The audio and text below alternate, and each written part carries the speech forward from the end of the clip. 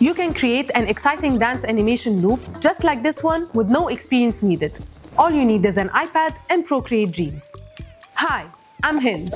And I'm Lamia. And we are a directing duo and longtime friends. We have often been asked, what's your animation workflow? How did you develop your style? Are you two sisters? In our course, Crafting Animation Loops in Procreate Dreams, we will answer all your questions. Whether you're a beginner, a professional, or just curious about animation, you learn to create your own animation loop entirely on your iPad. We will guide you step by step from brainstorming to final render with full access to our project files. With over a decade of experience, we've worked with major clients like Procreate and we're among the first to test Procreate Dreams. And after sharing our process at InMotion Festival, the response was amazing. And so many of you asked to access our workflow. So we will take you behind the scenes of a real commission. You'll learn how to design relatable characters, create a seemingly hand-drawn animation, and confidently bring your ideas to life. Now grab your iPad, Apple Pencil, and Procreate Dreams, and let's animate your best dance moves together.